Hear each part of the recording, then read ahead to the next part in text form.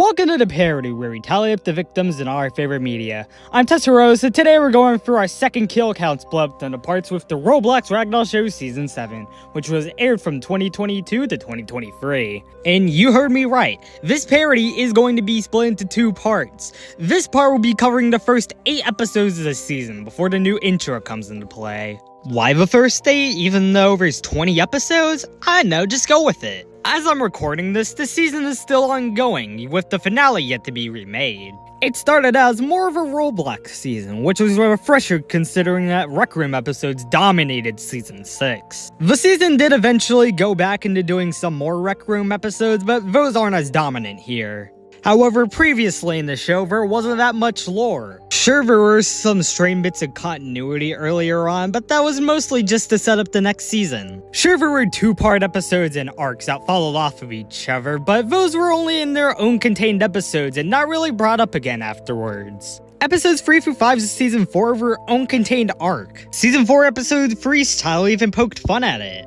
However, Season 7 eventually started focusing on continuity. Specifically, Episodes 4 and 6 start up the entire thing revolving around the Smile Virus Cure research. The Smile Virus Cure research is especially focused upon in Episodes 9 through 13. That's where we see all the tapes, which originally started in September of 1987. However, Cure research stopped in June of 1989 when the Smilers eventually took over. Hey, we're making better progress than usual, so it should be done by 1990. What did that? It's a Smiler. Dave, grab the camera! Alright. So they decided to tell me to grab the camera. Oh god, I forgot to grab the camera! That's the last of the Smilers we ever hear of in the show, though. However, what the season really makes strides in is quality. This season has many of my favorite moments, and some of the episodes, It's Been 30 Years, Mr. Jhon Lemon, Billions Must Die, and The Wrath of Penultimacy, are some of my favorites in the entire show. What's more important is that no episode in this season is one I would call bad by any means. This, alongside Season 2, are some of my favorite seasons of the show. And also on the kill department, this half the season is less likely to get messy. Although half of the episodes in this first state pose a severe risk to counting, they're not particularly hard to count at all. And hey, we haven't had a prison episode this season yet. Will 2/5 of the season manage to bring 2/5 of the kills? Let's find out and get to them.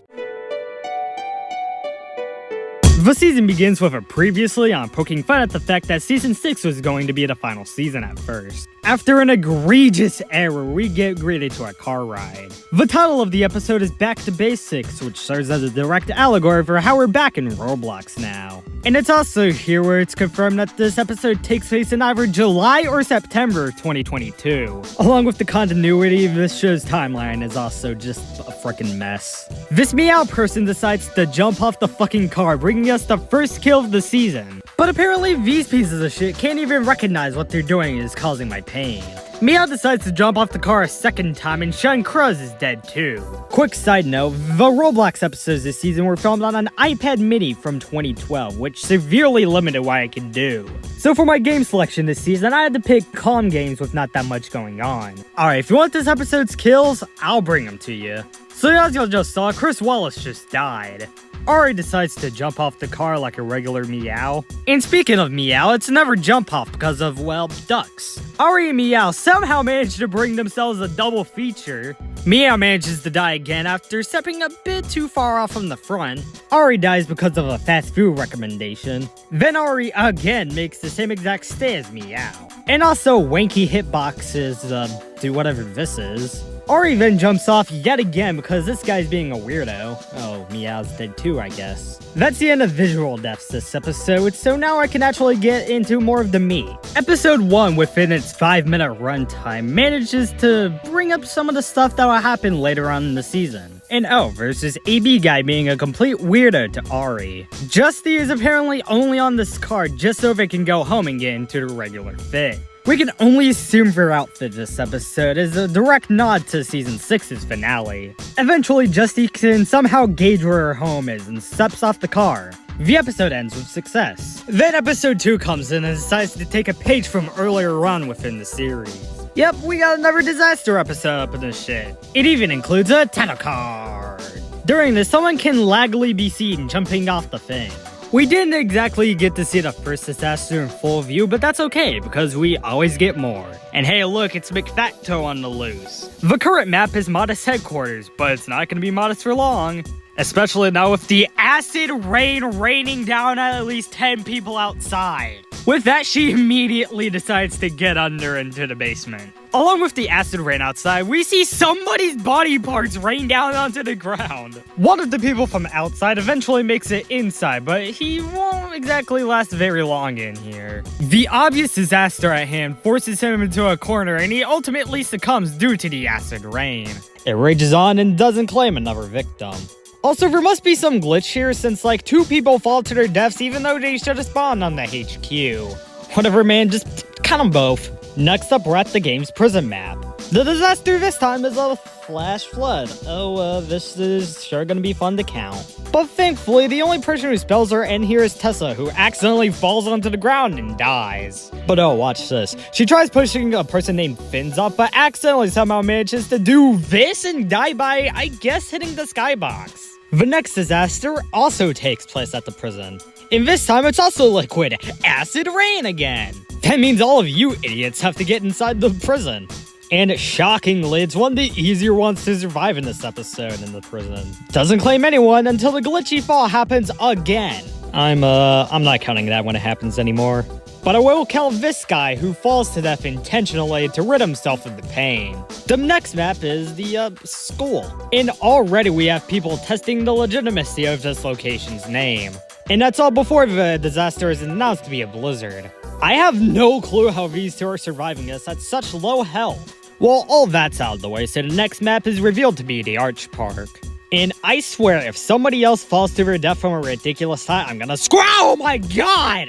And if the disaster is impossible to survive on this map, I'm gonna scream once again. Oh god! Yep, everyone is screwed, and that means I'll have to count everyone. Here I can see 16 people standing inside the Arch Park who have actually survived. And since it's confirmed that no one is among the living at the end of this disaster, I'm counting all 16 people who are standing inside the Arch Park, because literally, they all get wiped out by the tsunami. So, yeah, that's cool. Oh yeah, someone also jumps off the HQ. Next up is yet another disaster taking place at the prison.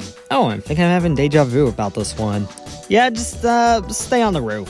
Unless you're these two who get pushed off the edge of the prison, probably by this hacker guy. Don't worry, I'm also including the 2 down there in this. And remarkably, those 4 are the only people I can see die in this disaster. Next up is Scattered Body Part Central, and I don't know who they belong to, so I can't really count it, you know? The disaster is a blizzard, and hilariously, this yellow surfboard manages to dislodge itself. Oh, and the episode ends with Tessa dying. Next up is a pseudo-second part to the last episode, focusing on the disaster's ending for the entire show. We get right into it. It's at the high school and there's a volcano.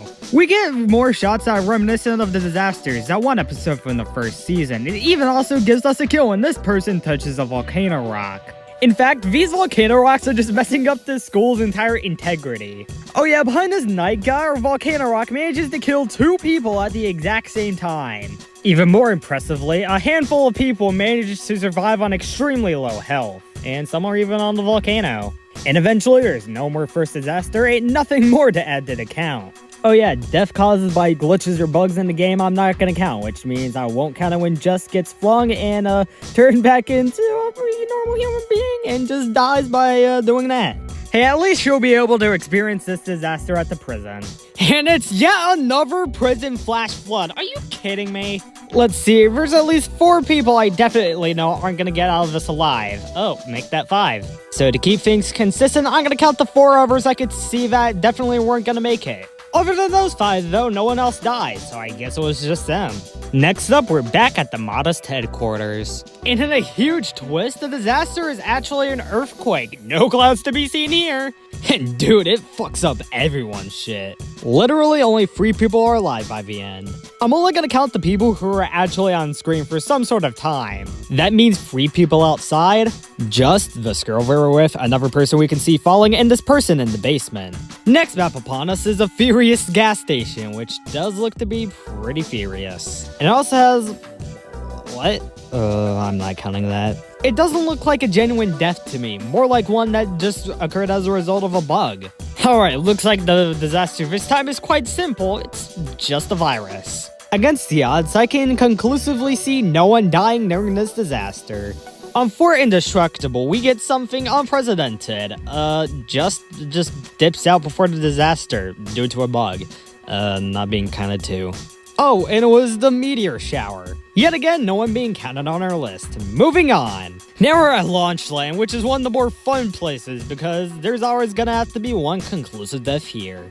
That's why I'm willing to count 3 people who tried to jump on this platform before it dislodges. Oh, looks like another deadly virus. I mean, it's nothing else I'll have to count here too, so great. Oh, except that person who succumbs to it. Oh, and I guess these other 2, since they technically die within the disaster, I have no idea. Next up, we have a disaster at some sort of glass office thing. Right away, it appears to be a sandstorm. It's probably due to the low quality of the recording or the multiple flying objects, or just how blurry it is, but there's no other conclusive deaths I can see here too. Damn, I thought this was a real disaster episode for a second. Next up is the Rainbow Ride, the worst possible map that can be chosen in the game for basically any disaster. What do you know, the disaster is a tornado, which means that basically everyone who decided to ride that Ferris wheel is dead.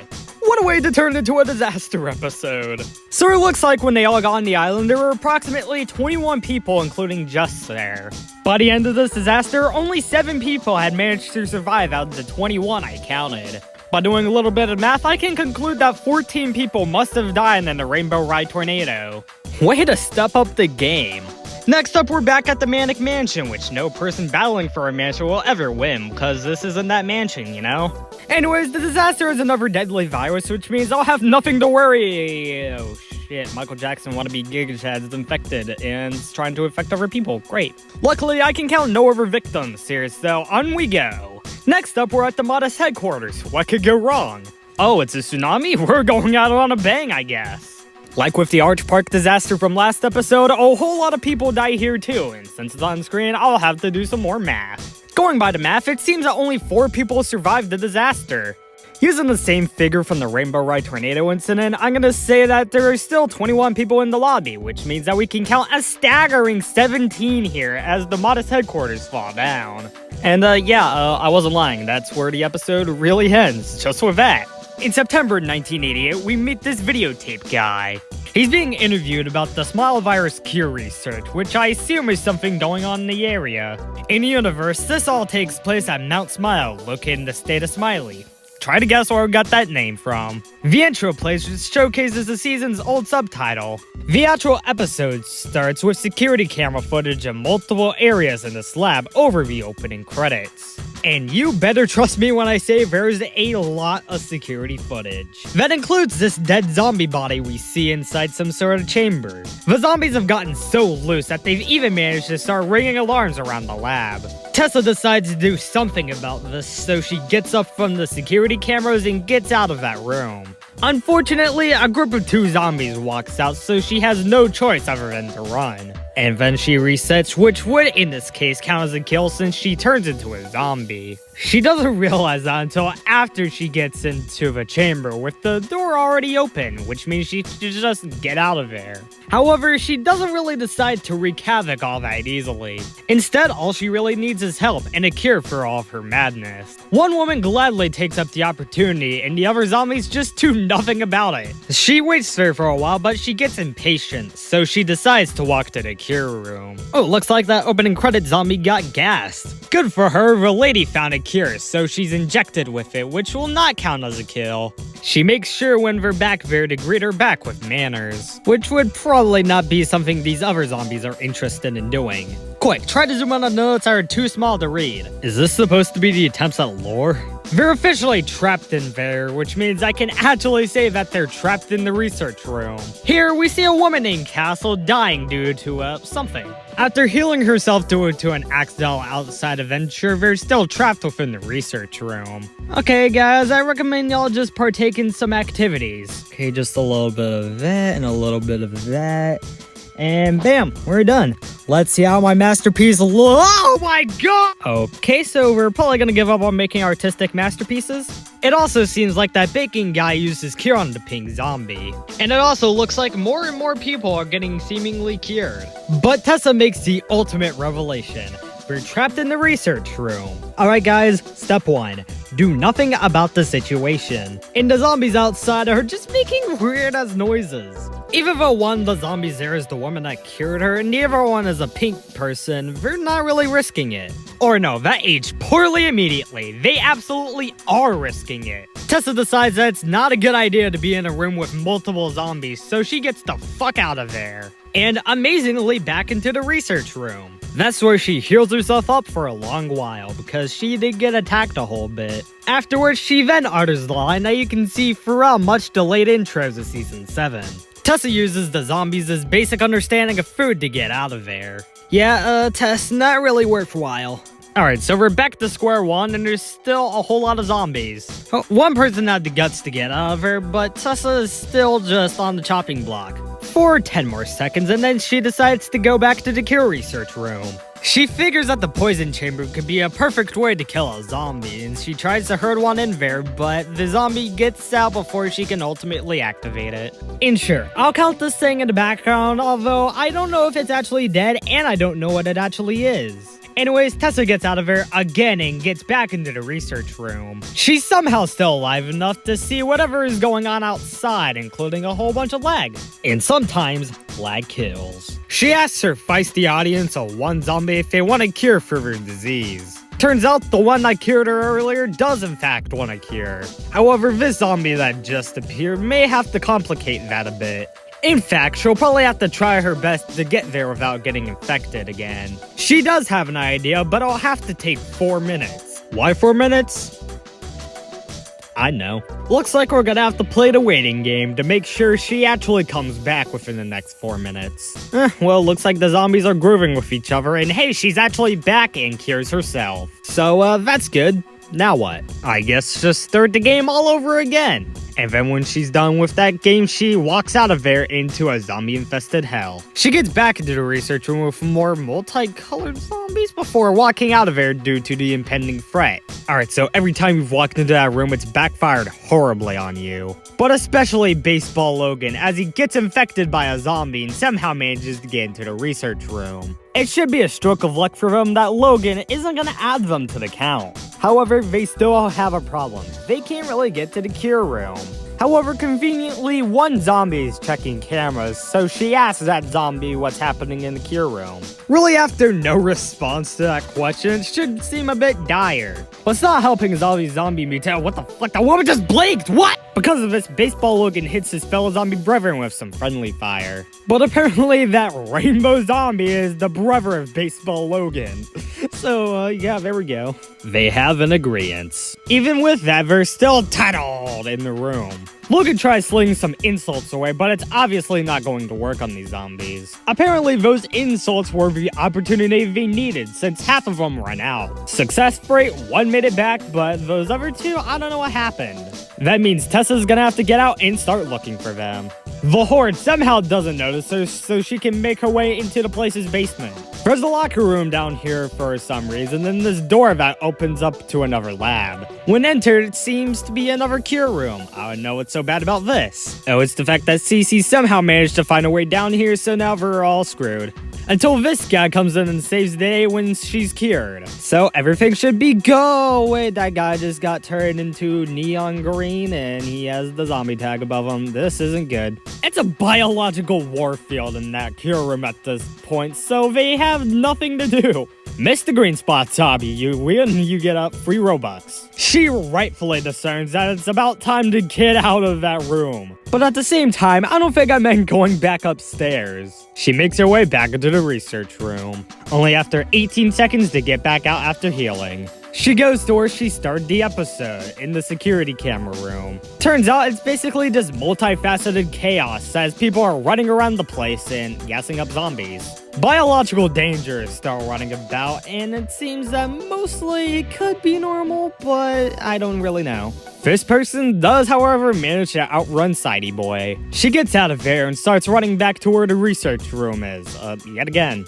Zombies are still barricading the research room, but that's nothing for her, so she gets back in without any problems. A cookie donation would be a failure, since they probably forgot about that at this point. The madness is so mad that she even has the line on a "what the hell" in response. That concludes with Sidey Boy eventually curing himself. So really, whatever time would be more appropriate to run out of there. That's exactly what she does. She runs out of the zombie lab and down this path. She exits through a tunnel. But that's not where our adventure here ends. We still gotta resolve that tape from the beginning. Well, we're just at the research part. If we can trust the Kira deadlines, it should be done by the 1990s, so good for them. We meet our protagonist in a random yet very cramped house. Judging by how this is the season's first TV-14 episode, things have gotten very serious. Tessa asks about her current location but gets no response from the other people, who only talk about their familial deaths. She inspects the top cabinets and features a cameo from Amelia from HFJ1. Well, it's a handful of awkward shit because everyone's talking about completely unrelated things. And then she gets in the car. It features paranoid volume control and people who want to try to make my account difficult. But so far in the episode, they've managed to keep control of their, inner capabilities. Tessa then laments that she's just trying to get home. There's the disastrous island mayhem, the zombie-infested hellhole, the claustrophobic home, and now she's driving home with these idiots. Oh, for a break, this killer guy manages to run himself over with the car. Oh, God damn it, fucking twice? Oh yeah, about the female with the red health bar above her head, I'm just gonna assume she passed out. It's just intentional at this point. Everything going on with the car has gotten her to ask what the hell is even happening anymore. Well, I'll tell you, it sure is an explosive fart, alright. Hell, her herself can't even control jumping out the window at least once, which is exactly what she does. The wall of bathroom drive coins can't even help her, too. It leads to another close shot with death as well as another actual death. While I've said many times that this episode is the most serious so far, it does have a couple of funny moments. Like this points guy accidentally killing themselves after trying to hit a car. Oh, and then Tessa dies right afterwards too. After a bit more of these hijinks in the car, she's getting more and more done with all of it. Judging by how she personally goes out of her way to go to the other side of the car and jump out of the car too. And after that, she just has questions about what to do, which includes going out to see what all the fuss about the smile virus is about. That's what I mean when I say this season has strands of continuity, more so than any season before it. It manages to build upon this throughout the season. Then it nosedives into uncertainty for the last 2 minutes. No one quite responds to her question about how she's actually feeling, although home is just a few minutes away, so you might want to get there. She'll just have to calm down. It's probably gonna get more uncertain the more we go, but none are probably gonna be as serious as that one. Anyways, it's been 30 years, Mr. Jhon Lemon, whose ridiculous title pretends that this is about to be a silly episode, right after the most serious episode we've had so far. It's about the titular character, Mr. Jhon Lemon, who's been put on house arrest inside Chelsea's own home. Wait a minute. His story is that he was trying to escape across the Russian border to get into Finland! It's a pretty surreal experience, just being trapped inside a house. When the camera pans over to the left, we see a guy named Noob2 probably touched the door in order to die. Our titular Jhon Lemon is apparently a big fan of football since today it's Poland versus Russia. In some honestly neat shots, he goes around the house searching everywhere. And with his minuscule deduction, he says that everyone is trapped in the house. One idea from Noob2 says that they should try the door. Meanwhile, Chelsea decides to try the old Mario 64 trick, only for it to fail. Also, looks like doing the door trick failed Billy the pizza lover. This guy named Kingdom Intel spots something under her bed, but it turns out just to be an Among Us. Jhon Lemon correctly guessed that Kingdom Intel is coming from the universe of World War II Italy. Oh, and I thought fictional Hitler was the other guy. Yep, looks like they're also a fascist too. And I thought fictional Hitler was the other guy. However, when they started talking about Russia, Chelsea has one thought. Her house was never in Russia. Apparently to her, she thought it was in Sweden. All the while, this emo guy touches the door in the background and dies. Oh yeah, that's apparently because they put her in her legal home across the Atlantic 3,500 miles away. Now he has some breathing room to tell his full story, so he got here while trying to cross the Russian border because Russia was terrible and he got arrested. That means they must have put him in the United States because of the past crimes he did to get out of Russia. Like a lot of Danganronpa crimes at first, it doesn't really make sense. They apparently must have thought that this was Mr. Jhon Lemon's home, and apparently also thought that it was all of her other homes. The Italian guy doesn't know where he came from though. So if we have it correct, Jhon Lemon was trying to escape to Finland, Ital is the only remaining element of the Mussolini reign, Chelsea is a US citizen trying to get into Sweden, and Luna lives in life in paradise. Oh, and Kiara here's from Germany, not sure I could have possibly figured that one out. Oh, and actually, Luna's a Moldovan. That means these two must have possibly booked an Airbnb. Meanwhile, the four we've already established were putting her on house arrest and or mental health reasons from the previous episode. See what I mean? There's continuity here. This random aviator guy invades the room and asks everyone if they like NSFW or not. Yeah, dude, get the hell out of here. If they can somehow manage to escape, John's gonna be going over to Finland and Chelsea's gonna be going over to Mount Smile. Although that's probably gonna have to be impossible because Mr. Jhon Lemon still has to do all of his house arrest. Chelsea suggests Family Guy TikToks for entertainment, but none of the people in there like the sound of that. Oh, looks like we're talking about how Mr. Jhon Lemon got caught. The year was 1988 and he got a very bright idea, moving over to Russia. Turns out it was terrible because being homophobic by labeling the LGBTQ community as terrorists was also a bad idea. He was put into prison in Russia for not being a Soviet during their fall, so he was arrested. That means he had to hit up a friend and had to drive for 2 to 5 days. And it wasn't worth it since he was set up by his friend because of something he did 10 years before. He was then running from the Russians until he got hit in the head and woke up here. He asked about the current year and it's 2023 from last she could recall. Apparently he was born in 1939, which means he's at least 83 years of age. But then he apparently went from being 50 years old to being 22. The only deduction is that it's been 30 years, Mr. Jhon Lemon. There it is! There it is! John is probably just recently awakened from his coma, so Chelsea gives him some news about what's happened the past 30 years. She then leaves him off with one last statement. The last 30 years have been a coma-filled cluster. Ultimately, a fade to black gets her out of there. Then we get a warning about a classified tape with smile virus cure research info from November 16th, 1988. Alright, us researching on the smile virus cure are in some icky spots. First of all, now we know that human tears can be a part of the cure, but we don't know if it's exactly the cure. We're gonna have to get a smiler from inside.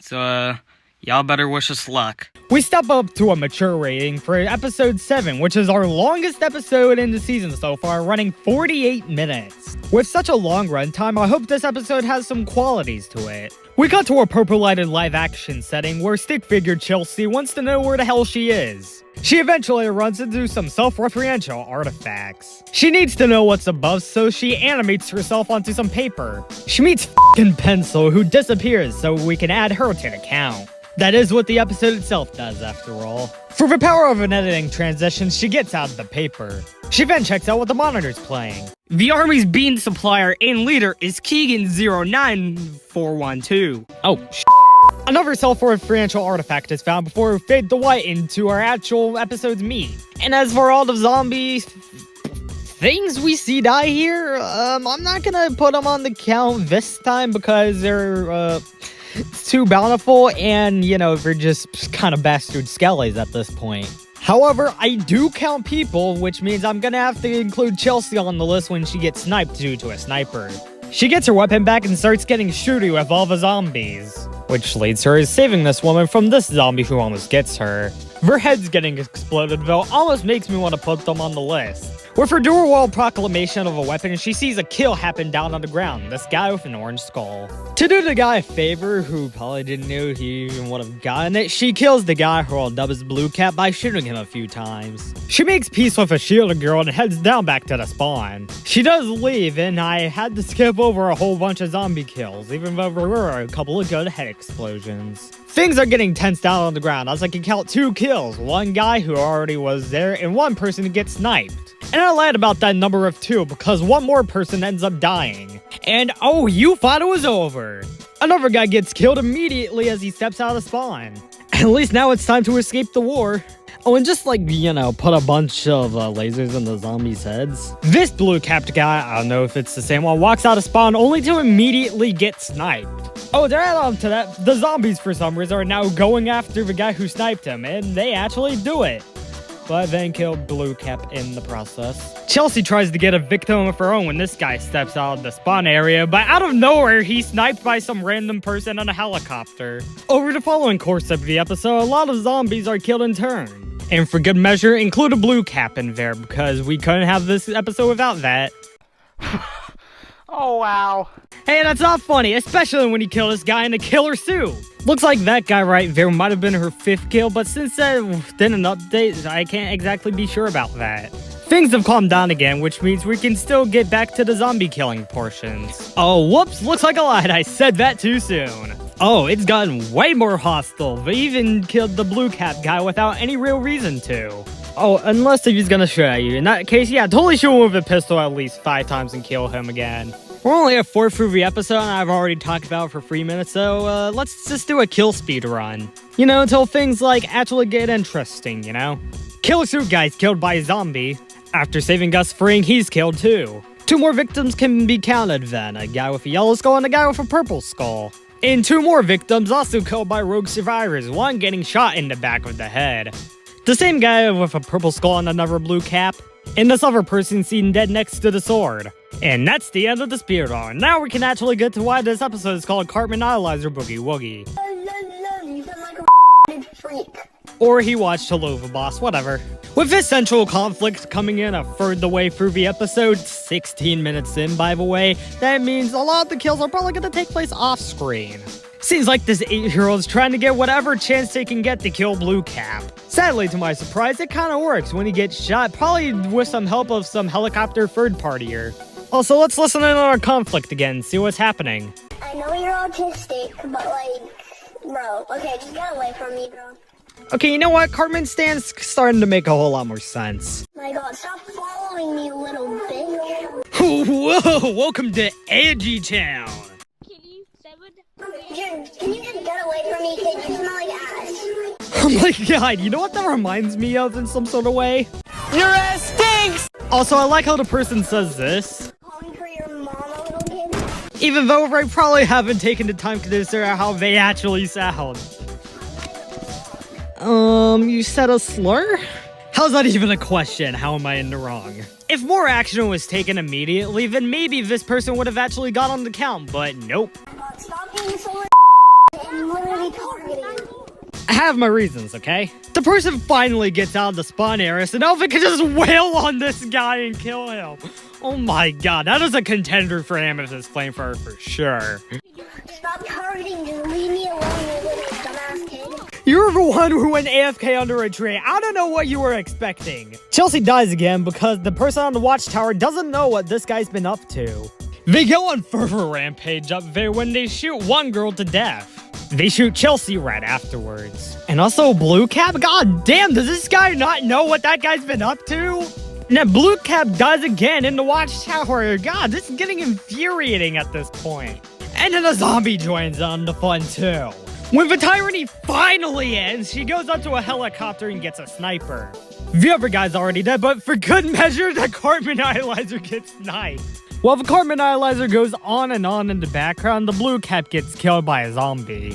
At this point, the Idolizer has disabled for Mike for now and is heading off to the helicopter with one of his friends, but uh-oh, looks like he gets sniped by Chelsea. Bad mistake, dude. Bro, if you're a Messi fan, then why are you saying Stu, dumbass? Shit, he got his mic back. After that kill, she makes a run towards the helicopter. The guys are still down there and doing relatively nothing about the threat on the helicopter. But then all the threats seem to move to the spawn area as this one person gets killed with a water blaster?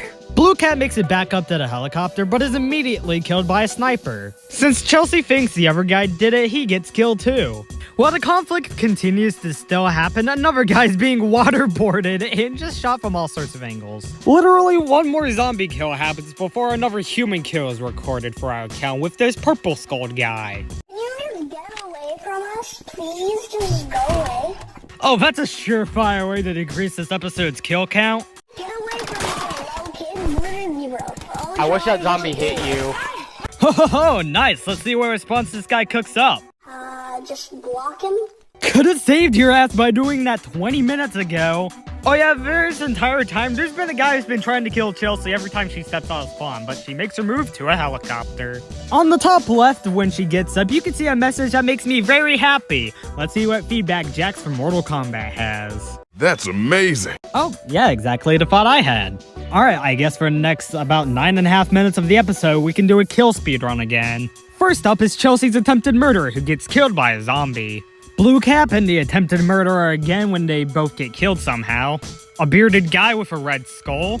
The attempted murderer again who gets killed by a zombie again. The attempted murderer again when they get shot by Chelsea. This guy right here who is sniped twice by this new person. And that's where I'll spell the end to our kill speedrun. I've stopped it because we're both at the episode's last minute and because we have a really nice sequence coming up. But before that sequence, 2 more kills. This person who she calls Kenny and this other person with a red skull. Now, here's the part of the episode I was absolutely waiting for in this parody, because arguably it's one of my favorite moments of the entire show. Without further ado, here it is. Hey, my name's Old Man Joe. I'm 132 years old.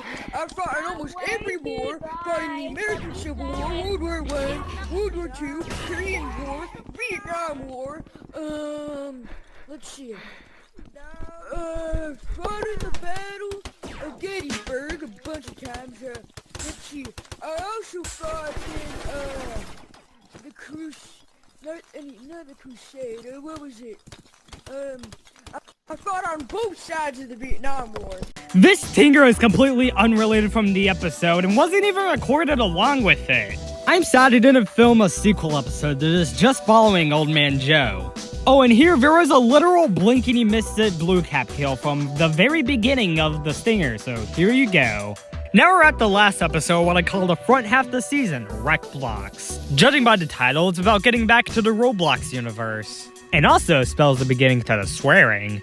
What I like, throw is. Damn it. Yes, that's the entire plot, going to different locations within the Rec Room game to get back to Roblox.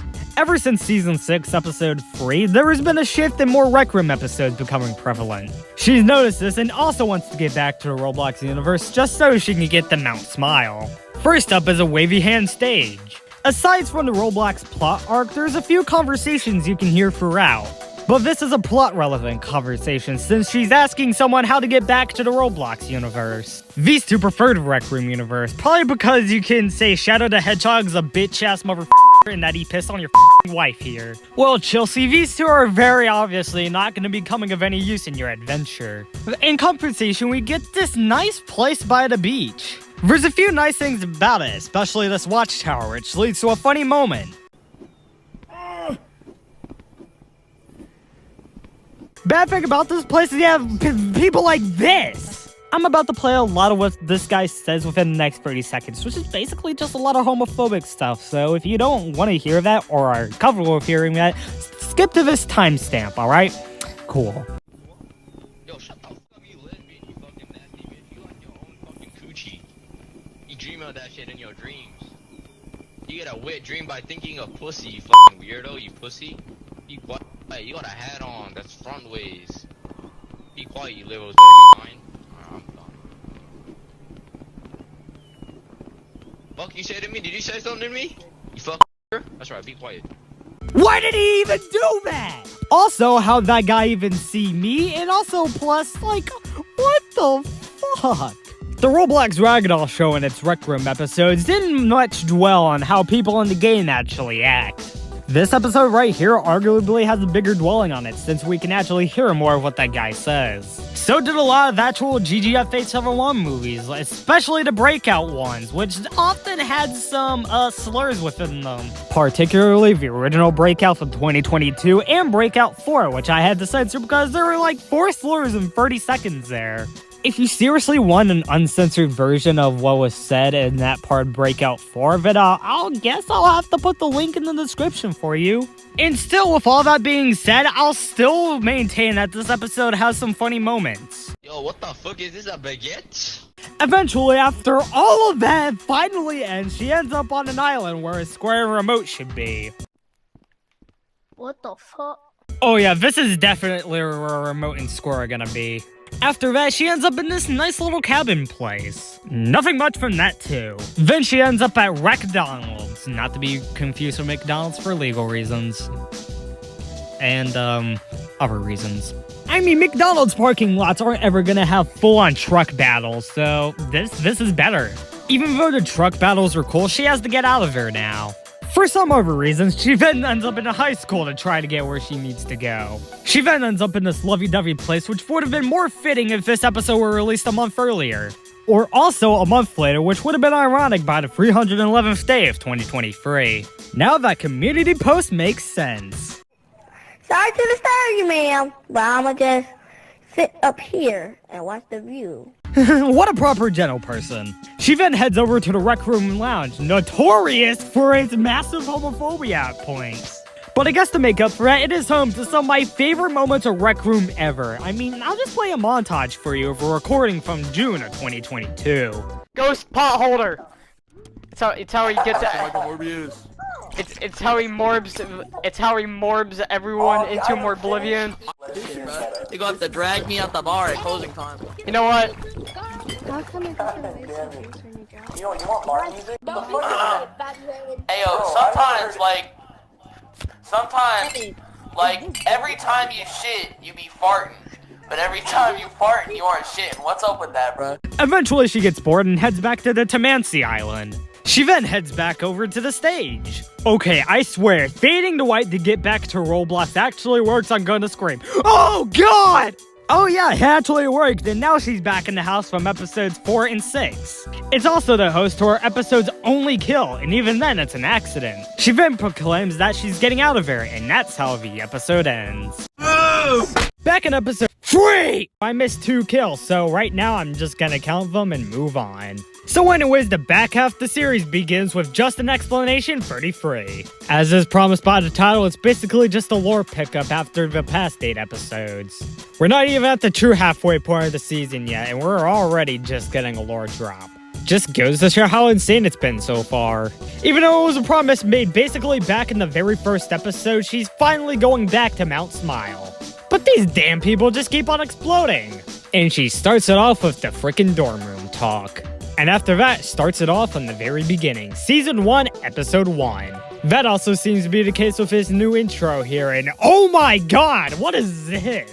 It's a compilation of 1 second for every single episode of the series that's been aired up to that point. And it's a fucking banger intro, I don't know what else to say, dude. Even showcasing Old Man Joe and a title card! And another title card! Even though a lot of the kills I'm counting in this intro were featured in previous parodies or will be featured in the future, I'm gonna count them anyways. This episode's intro has a featured total of 13 kills throughout it all, so that's how many I'm going to count. So, yeah, I don't know what else to tell you. She just explains the entire lore of the show. Oh yeah, remember when Ragdoll City burned to the ground and killed 23 people in that shittily edited fire? Oh yeah, everyone else just wants to sleep. Then oh yeah, she moved to Memeville a tiny bit later. She lived there for about a month and a half before moving away to go all over the place. The story seems so wild, some people are actually questioning in the chat if it's happened. But yeah, being placed in jail for a month will make you tell this insane-ass story of the entire show. Whoa, story of Ragdoll show. I fell from some heights, talk or should I shoot? People are dying, this is my Ragdoll show. She escaped jail and moved to Deadville, but moved out after a bit because of a piece of ketchup. That's when she started knighting a monarchy and got put in a prison for almost a year. And she escaped that uncountable carnage back in September of 2022. She then took that season 7 premiere car, got on a plane for a bit, then just went onto a disaster island for 3 months straight. This piece of info right here would canonize that the first episode takes place in September 2022. Then she got employed by a zombie lab for 31 minutes. Probably because of that, she got on the episode 72 car and jumped off and got put on house arrest with Mr. Jhon Lemon. She met Old Man Joe and got stuck in a weird dorm room, and then after getting out of that, they picked her up. We are here to pick you up. Now, so at this point, she's trying to get to a mountain, but not just any mountain, the previously mentioned Mount Smile. She's heard about their uncurable virus, so now she's gotta go over and investigate it. And because of that, she should be able to stop by a house and just get there any second now. But also, throughout this entire episode, people have been jumping off the car, and at most I could count 7 of them. She then arrives at the home she was just planning to stay at. She wants to know how the others ended up here, but they don't feel like talking to her at the moment. The guy with the most time and salary in there, Zare Butler, decides to order a pizza. Zare Butler's large with a side of nothing comes in, and they all decide to start chowing down. Who doesn't love a slice of Roblox pepperoni pizza? At this point, another person named Pod is also ordering a pizza for everyone. Where are they getting that shit from? Fucking Blocks Bros? She then decides to put an image of Kenny McCormick with some chocolate milk on the wall. But even at this point, she just wants to know how to get to the mountain. Since these guys probably won't have a clue how to get there, she decides to go on for herself.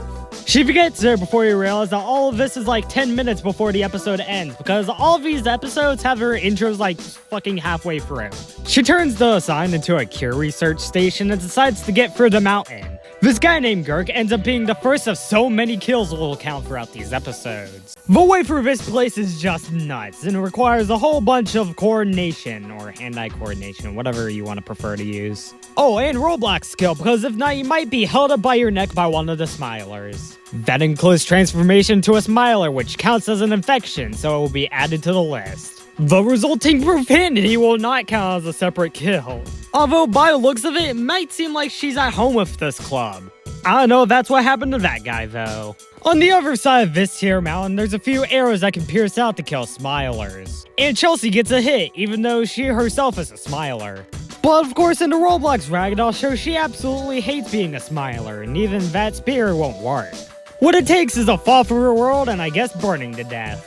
It lets her go through the entire thing once again, probably so she can kill some smilers. She whips out her Peter Griffin special and goes deeper in the mountain. But that's before 2 smilers decide to kill themselves by going into orange, and that'll count, which will bite me in the ass by the time I get to Winter Smile. With an actual team of humans to get through, the fight is much more even.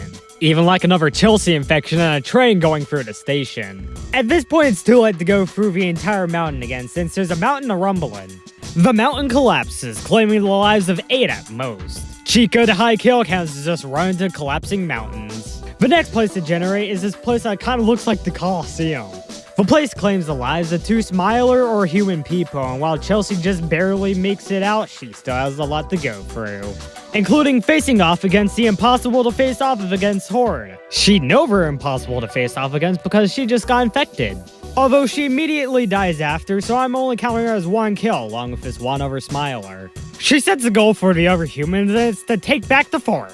Everyone eventually goes in there, but it's all in vain in just a second. All 4 smiler attackers are infected within the course of 40 seconds, so all 4 of them will be added to the list. In these sort of episodes, the hope's always leaning towards the smilers or the humans. Okay, so I don't know what happens in these last seconds of the episode, but the most deaths I can track is 6, so that's one I'm gonna count without actually showing the end. We come back to a chart showing the elite 8 whose kills I will not be counting. I will count these 2. Next up in this new mountain rotation is a sort of Minecraft minigame, and then this room with a bunch of panels. And then finally the dead body steam room. And then past that is the fort which they have reclaimed. There's a smiler with a sort of jump potion who doesn't really pose that much of a risk to them since they have a buttload of humans. And then the mountain starts shaking, which means we're immediately about to get a new place. And if you're lucky, an extra spa on my parody. Hey look, noobs in here, I wonder who else can be added to my list. Oh, it's 2 more human idiots who somehow decide to walk into the collapsing mountain. The first part back to the first safe zone is apparently just a freezer room. Past that seems to be a room with a whole bunch of conveyor belts, and at the end of it, a vault. After a bomb is set off, lasers start to appear within the hallway. Those lasers are actually how Chelsea makes her escape from one of the Smilers. But don't worry about intentional infector, he doesn't count. She gets to the top and it's just a very thin rod that she somehow falls off of. Chelsea's off-screen infection won't count because she immediately hits herself with a car. Oh, and this human too. Eventually, she does end up getting through that obstacle. However, more obstacles are on the way for both her and this noob. Both of them are killed by this laser with a hitbox that's a total bitch to deal with. And all of a sudden, there's more kills on respawn. This Smiler's just bedded down this road. Chelsea and Noob make it back to the laser place. But at the very last, and I mean the very last laser, Chelsea dies by accidentally hitting it. And just when things look like they're about to get way worse, the show's intro comes on because of a lag. After that fucking banger, we see the Smiling 7. It appears that Chelsea got herself a new disguise, and for this masculine disguise, I'm gonna name it Dick Rose. I feel sorry for anyone who has that name. Nonetheless, it still gets the Smilers to smile themselves. There's a sign over to the left that says, "We love women," and it still confirms that this Dick Rose is still in fact Chelsea Rose. The first room in the new mountain is another freezer room. And I gotta hand it to this freezer room. It actually does its job of freezing people quite well. And actually, just before a quote-unquote Dick can make it out, he freezes or she freezes to death. I have no fucking idea. Thankfully, she manages to get out of the freezatorium and into a hallway with some more halls. Whoa, wait, it was all just that? That was the shortest path I've seen in my life. Turns out the base is infected with Smilers, but they're the good kind, so don't fear them. Well, this person over here might, fear them. I don't know. Well, the fear is right, as the person who we saw get frozen earlier is now infecting Dick. The key of this gotta go through the orange elimination device. Well, at this point, the mountain's about to give way, so there's really nothing to lose by going through this. Sure enough, right as the mountain starts trying to collapse itself, the bodies start piling. Contrary to lava rising, no one actually dies from that until some idiot decides to add some more kills to my count. The first portion of the new mountain shows Bill Verrett in the section that poses a huge risk for my count. Alright, so every time Dick is gonna infect themselves and just go back to the orange, I'm just gonna count all of it right now so I don't have to do it later. So like, I counted another one later on in the episode, so let's add 2. Inside the second room, here is a giant orb that can damage either the Smiler or the humans, depending on who's controlling it. And the last room here is that annoying ass conveyor belt room. After resetting their already counted life, we get a little speed run of the place. And by the end of it, there's a dead Smiler. The episode ends with a simple question: now what? The what now is the next episode beginning, with Chelsea still in her Dick disguise and this noob trying to pick a fight with her. I just think it's funny. Like this ice cube person that gets flung through the spawn. She steps out into this disco area where Dick gets reminded of her past. She almost gets infected, but the infecting gets quickly disinfected. Just like with last time, I'm gonna do that exact same rule. So it only happens 3 times throughout the episode, so there you go. In even more ensuing chaos, 2 more people die as a result of the disco floor. A new room is discovered in the freezer room for last episode, and might as well just show the invention of tic-tac-toe. Yeah, but I'm thinking the same thing here. Dick is basically permanently stuck inside the freezer room, which means they're not gonna get out of this alive. But nor are the 3 other people I can count here either get frozen to death or crushed by the mountain. Inside the new sled of rooms is a room with a black hole in it. The room after that shows a place known as the, Swamp of Sadness. Across from that is just a room with some white stuff on the bottom that can turn people into Smilers. And finally, after that is a huge-ass house that hosts the Victor Crowley special. But not even that's required to kill more Smilers. Or to begin the series intro. We come back to Chelsea in her actual skin. And among these Smilers, some are not gonna make it among the living. Regardless of the smile danger we just saw, no actual people get infected in this scene as far as I can count. Probably because all the time went to Chelsea trying to traverse this hill with balls constantly hitting her. After she gets past that, she enters a room with a fan that's specifically of Chucky killing size. And finally, the fabled Roblox zombie room. When she gets over to the base, I can count 2 Smilers actually being killed by the humans and not themselves. Meanwhile, over here, we have the usual camera camper Smilers. Although the footage is definitely laggy, I'm just gonna assume both of them are killed. And besides, I already have all the necessary technology. Considering they're able to take down one with the orange wall, another one from a very much mass beating, and a third from a flash flood, which also manages to kill 2 of them. Eventually, by the end, it's just her, Grace, and Kuromi left. Chelsea's eager to find a cure for those hell spawns, and to get to it, she has to go through this conveyor belt / gun room. Next is a room with some train tracks, which means the train goes through here. In that room are a few fun artifacts. There's a frowny face on the wall, a can of Jeff Cola, and this picture of a bacon-haired smiler. There's a train behind them, so technically, by some very, very broken rules, I'm gonna add them to the count. There's also some notes on this table that doesn't actually have to do with the Roblox Ragdoll show's lore. Past as the ball ramp room starring Eric Cartman. Oh, it could also serve as an opportunity for camping. She resets herself back to where she was, but that same person just kept on dying. Oh, well, I guess there's also this room with also multiple hallways and dead ends. Also, better late than never just to get randomly infected again. Except that's not actually the case, she actually gets saved from that. And that's how she ends up at the base with all these people dancing to California Girls. Yeah, I guess I should have expected 2 people named McDonald's and someone named Delicious Toenails to be doing this. The episode ends with a flat-out lie. We're now officially at the last episode of the Mount Smile run of the Roblox Ragdoll show, that being tapes first to last. And it's starting off with a bang. There's a body that's visible in the disco place even when the age rating is still on screen. She wants to know if the quote-unquote Hell Smiles are planning something, so she's going back in to find out. So like, what, are we planning a suicide pact? I guess they're complaining complete bullshit infections. I'm not gonna count regardless. Another room has a camping smiler and a lot of orange pillars that go up.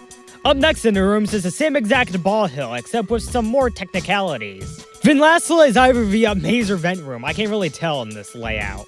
Eventually she makes it over to the end where all the smilers are trying to hang out. It appears that they've gotten out of their hiding spots pretty quickly and are invading the area. Their plan was to take over the base, but it failed pretty quickly. Or did it, since one of the fellow humans, Crying Skull, gets infected by this bacon hair. She hides in the hideout, but of course a big bang jump scare occurs. Luckily, Squirrelmine was there, so she was able to be saved from Star's four-season curse. Very quickly, the hideout is turned into a smiler extravaganza.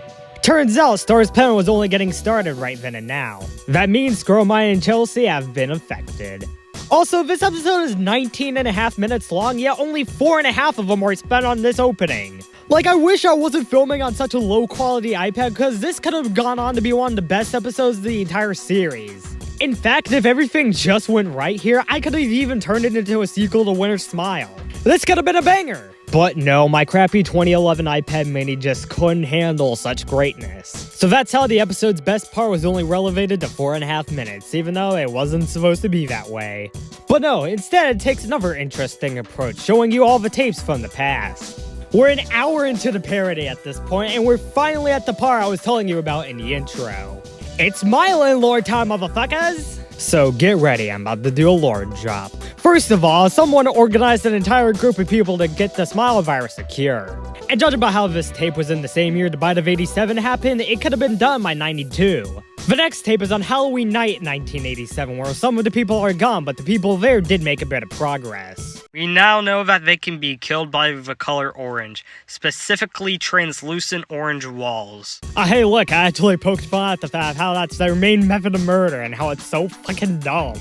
You know, it's maybe So fucking funny, they make me want to merge without looking! that the Smilers can be killed that way. The next tape is in January 1988 and shows how the Smilers can just infect someone by grabbing onto them. They also discovered cameras with white stuff underneath them that they don't know what it does yet. However, in March 1988, they discovered a sign. Quite literally, because the Smilers are now holding signs, which shows that they do have a modicum of intelligence. It just so happens that that intelligence is just buried under all the happiness. And according to them, it caused a delay in the cure research to May of 1989. In May 1988, it spells some sort of doom. One of the cure researchers has been infected by the Smilers over the first kill of the tapes. Said cure researcher also found a place called the Swamp of Sadness, but he couldn't relay anything to them because, you know, he got infected. However, in July, they've discovered even further about the Smilers. It appears that they're more intelligent than they seem because they've built so much intricate shit. That's because they were able to go through the mountain without being infected. Well, at least the guy recording the tape was. 2 other cure researchers weren't so lucky, and I'll add them to the count. Finally, we reached the September 1988 video from episode 4. It's the exact same thing, so I'm not gonna say anything else. Oh, and then the tape we saw in episode 6. You know, it's really become full circle ever since those first 2 tapes. Hey, at least this tape has that guy doing that weird inflection. We're gonna have to get a smiler from inside. We transition over to 1989, specifically February. It turns out that there's a huge issue with doing the Smile virus cure. The Smilers apparently have cloning technology, which might halt back the cure by some amount of time. Now all I'm thinking about is about how the Smile virus can technically make you so intelligent you can develop the cloning technology. Now we're finally at the final tape from June of 1989, which runs 2.5 minutes. It starts off normally with the guy behind the tape saying that the cure research is going well. That's until something mysterious gets them to be dead and some guy named Dame picks up the camera. Turns out he only manages to step a few steps into the actual mountain itself before being attacked and infected by a Smiler. A few seconds later, another guy picks up the camera and goes further into the mountain. However, it's not much farther as he sees a literal shark on one of these roads. Well, how is that even possible? Like, how can they tame sharks and tame sharks to the point where they can even control them to eat humans? On that note, that's exactly what happens to this person who picks up the camera. And if you couldn't guess what was gonna happen, well, good news, someone else picks up the camera. This person in the cycle barely even lasts as they get sound affected to death. The final person manages to grab the camera and gets through the stair room. Funnily enough, before this episode came out, that staircases map was actually removed from the game. They finally make it to the other side of the mountain and first discover the base that we've seen throughout the past few episodes. Its ownership varied a bit, but at this point it belonged to the Smilers. Because of that, it's the end of the road for him and all the tapes we've been going through so far.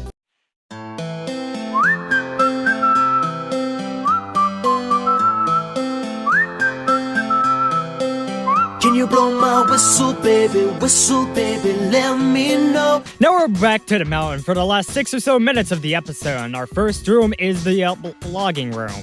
Nothing really of note happens there, so we go on to the huge freezer room. And then after that, it's the, whatever this room is, until we finally get to the base after three of those rooms.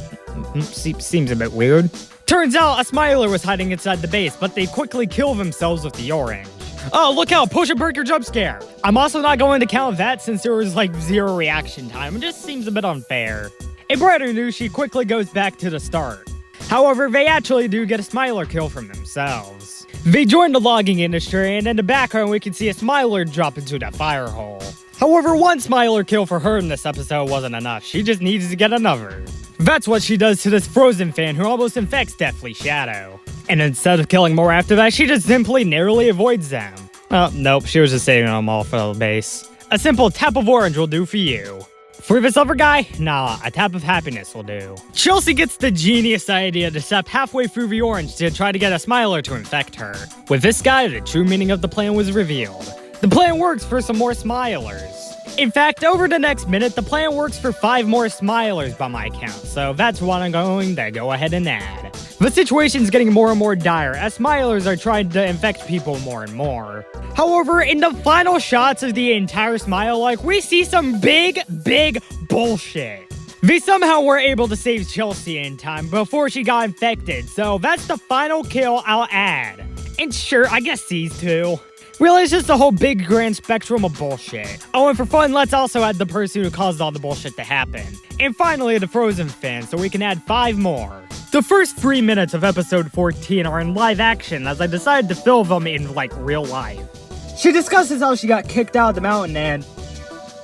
Wait, I'm filming this in the exact same format as this episode. Huh. She discusses how she got kicked out of the mountain. That's probably just a parallel to how I got kicked out of the game every single time I filmed one of those episodes. Whoa, buddy, you're getting a bit too close to the camera with that one. And with the new intro coming in, that's the earliest the intro comes in one of these episodes, coming in at just 45 seconds. For episodes 9 to 19, the average length the intro begins at is usually about 6 minutes and 24 seconds. And look, episode, just so you can have some kills to yourself, I'm gonna count 2 new kills I can count in the intro.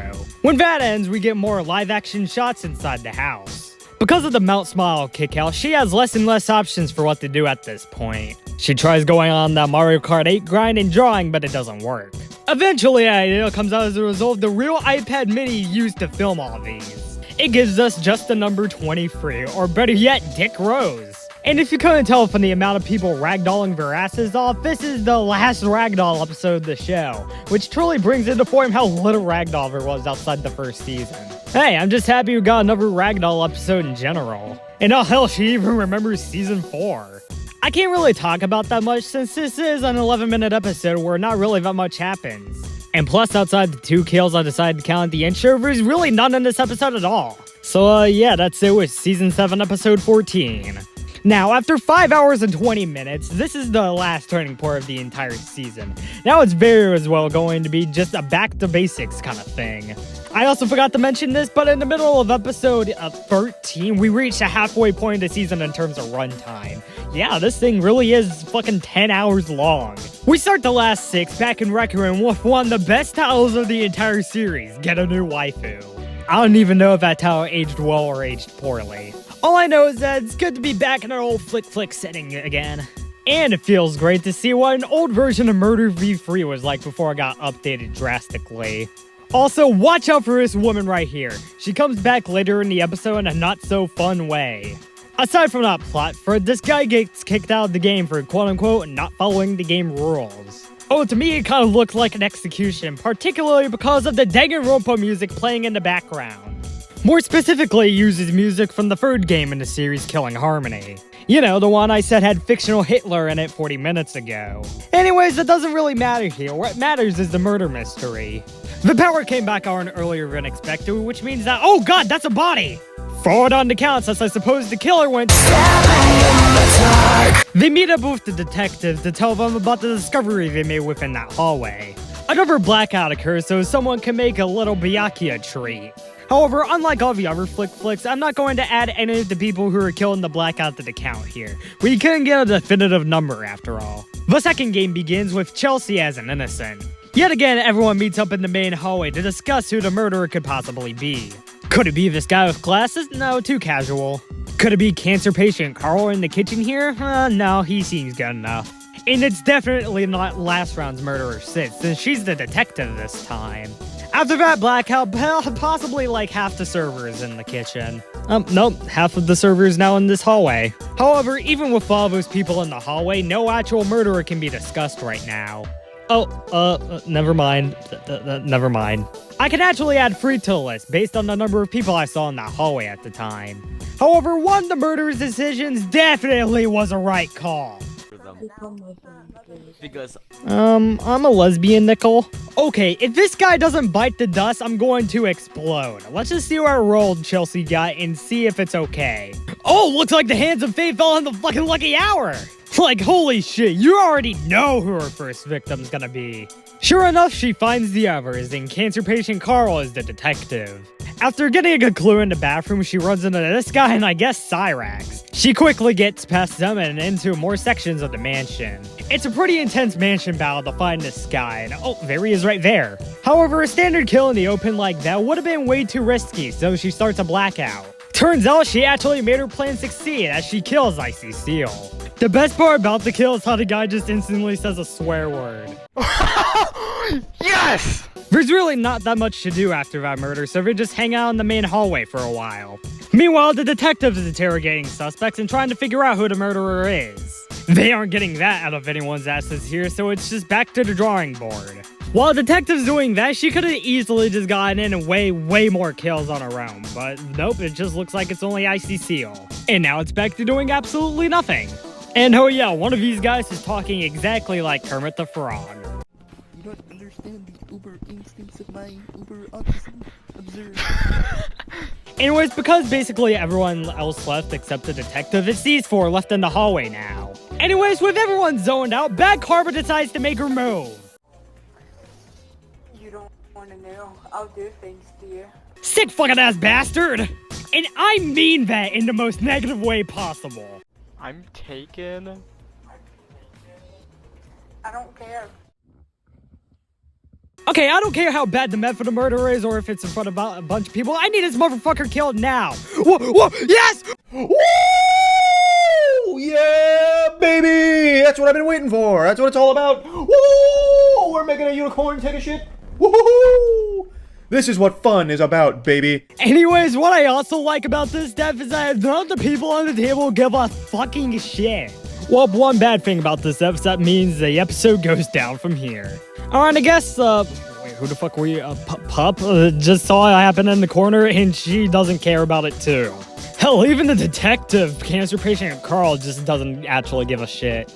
Like, wow, that was the most looked over murder I've ever seen, and for good reason too. But I mean, she's still kind of bloodthirsty in the last seconds of the match. For another addition for herself to the list, she kills User Under without any real reason. Even though they knew it was her, it doesn't really matter, she still won the round. It actually feels satisfactory after all the events of the episode. Oh, speaking about this episode, this is its end. On to the next one. Speaking about this episode, it's the last episode of the entire series that take place in Roblox at all. And we get right into it. This episode is an actual full-on war. She makes her way to her team's carrier ship where we meet some of the full army soldiers we will be seeing throughout the episode. The army's recent spotter and night leader is Woko10319. The Japanese managed to gun down an American ship, and I'll only count the captain since that's the only person I was sure of who was on it. And currently, it also seems like they're in the lead with much more people centralized in the same place. Well, and they also have ladder planes that can also blend in with the sky better, so that's also something. But the Americans are also dummies too, since one of them crashes into the ship and kills himself. But that also doesn't mean they also don't have smart people. One of them guns down her and another soldier on the carrier. After dying in an intro, she gets back on the carrier. However, shit immediately starts hitting the fan again. An American pilot is killed from a Japanese plane, and that guy starts shooting a person before ultimately being shot himself. To these Americans, they want revenge, so the Japanese goal to kill all of those guys was all in vain. Due to all the bombing, all 5 people on the Japanese carrier are killed when it sinks to the ground. She goes to her only island, Island C, since it's her only point of access to the outside world. To save her own army, she shoots down / makes this guy kamikaze into a Japanese ship. Another pilot trying to shoot down the same ship is killed in return. She decides to return to her harbor, but she's quickly being shot at by an American. That's why she lands, so the American can just, bomb their harbor more? Oh, I guess so he could also kill himself too. She goes on her team's carrier, which has more people than ever right now. Eventually, they spot the Americans. They're able to only gun down one ship, but then it's too late. The carrier immediately gets bombed by another guy. Because of that one rocket, we're adding 9 more kills to the count. Because she was on the losing team, she changes to an American! But it does actually kinda suck since it kills 2 people. For the power of getting another ship, she gets back to the carrier about 2 minutes later. But not to fear, they've claimed Island C. She also starts flying right towards the Japanese harbor, but she better watch out since she's already being shot down. Making sure she doesn't repeat such a grievous error, she gets back on the carrier. Fucking really? From the prospect of Island C, she bombs several more boats and eventually the Japanese harbor itself. However, for her trouble, she and her co-pilot eventually shot down. But like, even for the Japanese, it's too late at this point. The Americans already have a shot at winning. Hell, that's even what the episode ends with, a win for America. We're now entering the last stretch and arguably best stretch of the Roblox Ragdoll show. This episode and next episode are uploaded to this very channel because my main channel had a community guideline strike. I think for Breakout 2022 actually. Yeah, bringing a soundboard to murder, great idea. Oh, we're getting straight into the shit. These 2 guys describe themselves as menaces who play soundboards. So yep, first 10 minutes of the episode being spent knowing these characters. It's actually a lot of fun, partially because of the sounds being played from the soundboards. Does anybody remember that dude that was eating that egg salad sandwich the other day? Or we could probably just need a guy eating an egg salad sandwich. In fact, being a menace is so fun, she decides to join it, but, you know, after spectating a little bit. I've got a great sound for when the lights are out. But they also like turning into Mickey Mouse, so I don't know what we should do here. Also, by the way, wasn't there supposed to be a whole game? Oh. With a new game starting, it seems as if our 2 soundboard guys are on the chopping block. After the intro, she explores all throughout the mansion. While this mansion battle does not feature Hatsune Miku, it does feature a bit of a dubious blackout. However, no confirmable kills, no confirmable kill graphic. They basically all follow each other until they find a chalk outline of a person. You always gotta make a meme. Since technically in the Mansion Murder Show, a real show on the GGF801 channel with 3 episodes, I count people like this, I'm also gonna do the same here. However, they have no clues on who the murderer could be, so they just go throughout the mansion. Chelsea regains her episode 15 powers and eats an entire chicken whole, or tries to. But even then, the detective still tries to arrest Clockwork for his involvement in the Phantom harassment. So just like that, what do? Of course, you trigger a blackout.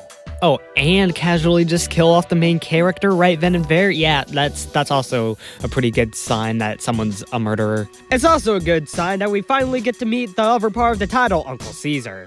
Now, I don't know if this is the same exact guy who did Old Man Joe, but this Uncle Cesar character has a grandchild named Billy. You see, Billy's there to teach him technology.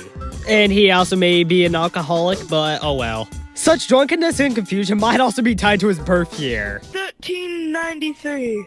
Okay, so just casually have a 630-year-old along with his, 15-year-old grandson? What kind of John Tyler shit is this guy pulling? It appears this guy is also a war veteran, having fought in the Revolutionary War alongside George Washington, probably. And I'm assuming this was alongside Old Man Joe. I mean, what's the possibility of me adding Old Man Joe to the list? Old Man Joe, he farted on the floor, so that means we had to execute him, though. Shit! Apparently, Old Man Joe was executed sometime off screen, and since we've met him before, I'll add him to the list, sadly. Now, with that plot twist revealed, what else is there really to do? Then the supposed Chinese Batman guy comes in here and accuses him of having sex in the corner and just leaves. Gladly, the game that was going on finally ends, so we can have at least one more before we round out the episode. It's just the usual for a lobby, people just crawling around the map and doing weird shit. Eventually, a blackout occurs and they just continue doing the same thing. It terminates eventually, and it appears the detective might have found something. And apparently, he did. It's revealed that Uncle Cesar was the murderer. It's extra confirmed when Uncle Cesar talks about it, and it ends the episode. Here is the original penultimate episode, one of my favorites of the show, and possibly my favorite of the season, Billions Must Die. There's really just so much to like about it, I just can't help but, like it. It kinda has the old man Peter complex, where there's multiple moments from this episode that are just really funny. And also in common with other episodes of the show, it also has some kills. A way to start off the carnage is 2 grenades going Chelsea's way. She gets back up to the helicopter and discovers that, as of now, they're a really chill bunch. Even taking into account that she's playing on something that isn't VR, yet just a PS4. Also, one of these guys is holding a frying pan, and I'm only saying that because that's going to come into play with a really funny moment later. They then move on to a topic about how many times this woman has shot this guy, Animal Stretch 1. Since down there over in the desert, it's really hard to try to actually shoot them from a really good perspective, they decide to go down there. And even down there, things haven't hit the fan yet since they're talking about their favorite animes. Oh, I got one. How about... This game Weird Funny Panda Bear starts a whole entire killing game, but it's actually a part of like two other people. I really have no fucking idea. What are y'all talking about? Demon Slayer? Also, no matter how much I color shifted, none of you are probably gonna spot the image I hid here. They somehow also quickly move on from that too, since Animal Stretch is getting shot all to hell. It is the end for him, as all that rat-tat-tat-tat-tatting had an effect on him. However, Chelsea disagrees with that, as evident by that shotgun wielding. Animal Stretch actually does return, however, but soon after that, they're getting shot at. They all immediately decide to get out of there, but in the result, Animal Stretch dies again. That's not to say, however, their problems with violence are surely done with. Some other guy comes in and starts shooting them. Luckily, the shooter is taken out with a few gunshots. But with all this, tensions being so high and all, what else could possibly be going wrong? Actually, nothing, and quite frankly, this episode's about to take a really good turn. And it all starts with a funny moment. No, let me do it. Darn it! I wanted to smack her with a frying pan. And just like that, a war has begun. Also, just by the sound of it, I think Animal Stretch 1 might really be enjoying himself a bit too much with this murder. But I guess it's not really a murder. She just fucking got... What the fuck? She just nabbed that sword. Jesus Christ. Oh, fuck. She's got a big-ass fucking sword and is apparently killing everyone within the group. She's finally taking care of what's a little bit of help. But with this development, are they finally safe from her? Another guy decides to get the sword for the team, but as he does that, another gunfight ensues. It gets a 3-person combo with the shooter, Animal Stretch, and Chelsea. When she gets back there, she sees the guy with the big sword, which means it was kind of a success in the end. Kind of, if you squint hard enough. Anyways, the huge problem with this is that the female murderer could come back any second now. A signified return might be because this guy with a purple skull is sniped from a helicopter. The chaos of this situation makes the gang hide inside a house for a few minutes. And it is a good hiding spot too, since it allows for multiple protections from snipers. But not really for people in the open, you know? Their immediate reaction is to just start loading the guy's corpse. Sun Hat Guy, however, pays the price for the crime. However, that doesn't stop him from quickly arriving back at the base. A shielded messenger comes to their base, but they quickly become target practice. Sun Hat Guy takes the shield and uses it to great effect. So we're gonna tell both him and Animal Stretch 1 about the success rate. Another guy comes in and seems to completely ignore that 2 people just died there. Eventually, Sun Hat and Animal Stretch return, so all 4 of them are in the same spot again. With the bonds built between all of them, including this new guy, they all go attack the helicopter. Alright, even though this episode is admittedly one of my favorites of the season and show, it's getting pretty boring to cover. I guess it's a curse within this type of Rec Room game, you know? So for the rest of this episode, or the next like 20 minutes of the episode, or the next about minute or 2 of the parody, we're gonna do another kill speed run. Let's get into it!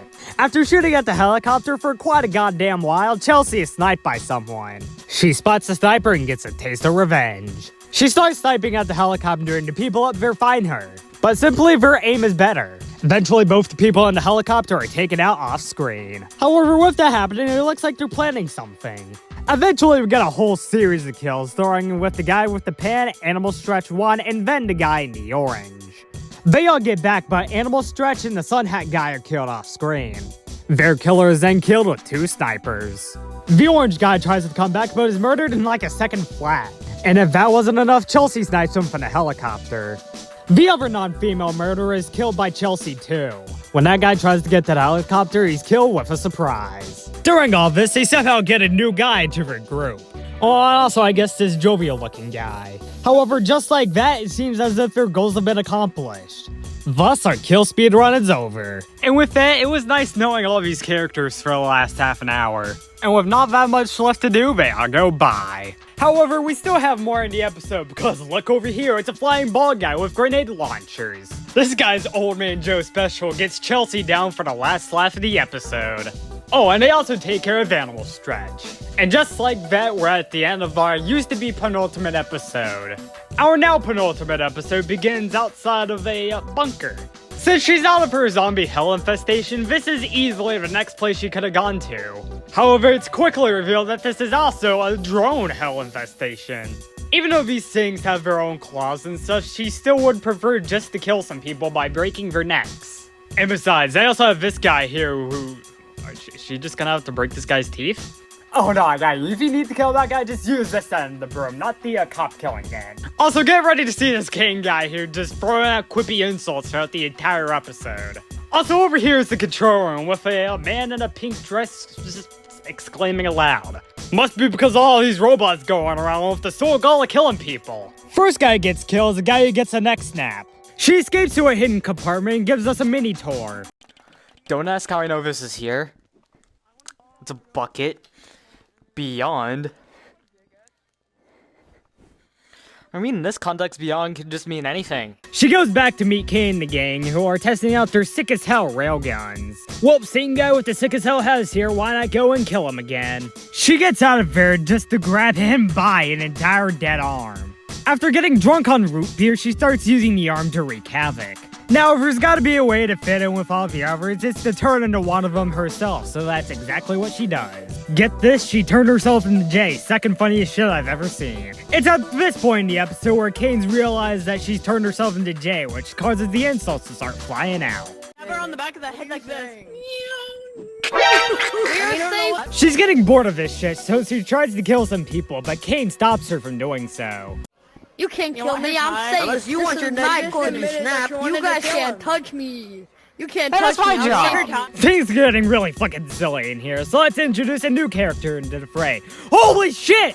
That's Con! That's Con Dorman!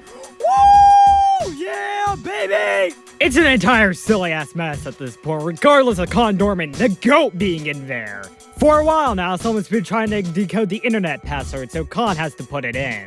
He also opens up the door while Kane tries to stop her from getting out. Chelsea eventually does manage to get out. Even though it takes her an entire show intro, she eventually gets outside. However, Kane over here took it as a race, so he decides to get to the corpse spiral before her. Ah, yes, there you are. Took you forever. Kane. You son of a bitch.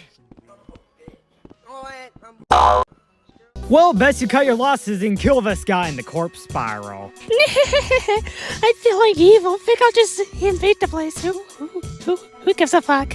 Oh yeah, there's also a second Jane here, even though Chelsea's already Jay, and yeah, stuff like that. Well, now Kane's back, immediately spitting the wrong lore about the show. No, nobody loves you. You died on the first episode, which means you have bad luck for the next I'm 15 still alive. episodes, and if you don't...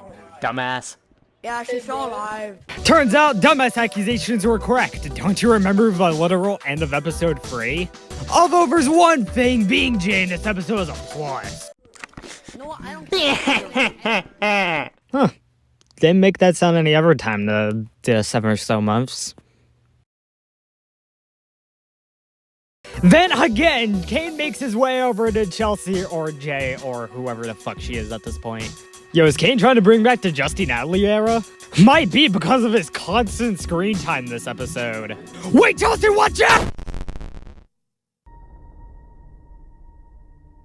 Was that the bite of 87? Well, now that's basically what's happening in the episode. Kane's being an annoying little idiot. Whoa, Kane, did you see that sapphic little twist over there? Guess not, since she immediately goes back to Beyond. It was a viable enough distraction. To where he was eventually just in the middle of that hallway. Not giving a shit about anything. We can tell if this is a dream since Chelsea doesn't think kissing woman will be a hobby. She gets back into where we're just doing some more random shit. Well, now's a good time as any to turn back into a human after all that. Morty, while Hey, I'm trying to sleep. hey. Turning back into a human also doesn't work since Kane can immediately see through it all. Well, Chelsea, it's time to go give up the act. You gotta turn into Jay again. Hey, good timing too. Everyone else is back to their normal states. Now we got a whole bunch of stuff going on. We got V, Kane, and Chelsea all outside, probably being held hostage by this guy with a railgun. Before the hostage crisis can continue, she has to claw this random Bob guy with fast motion. Now we're all back in the hallway with everything going wronger and wronger by the second.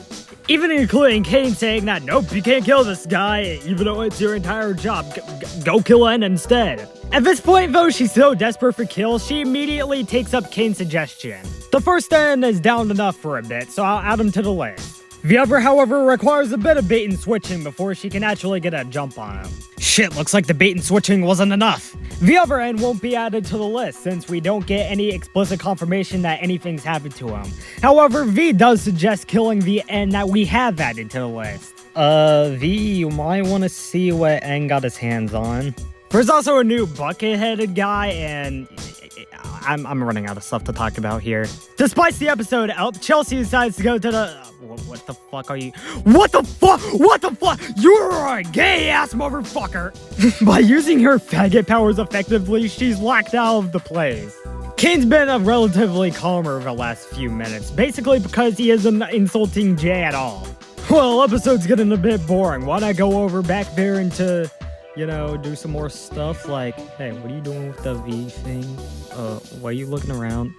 And what are you doing? And what are you doing here? And you're not supposed to be seeing this. Yeah, you go on and get out of here. I'm trying to do some stuff over here. And let's see here. Wait a minute. Oh, you're being a gay-ass motherfucker again? Jesus Christ! Jesus Christ! You're a gay motherfucker! For the gayness, she turns herself into Kane, which is the third funniest shit I've ever seen. Yeah, so basically, she's just doing whatever the fuck she wants to at this point. Perfect end to the episode, right? Ha, wrong. It's revealed that was all just a dream. She was interrupted from it due to some screaming person on the roof. You woke me up, you idiot.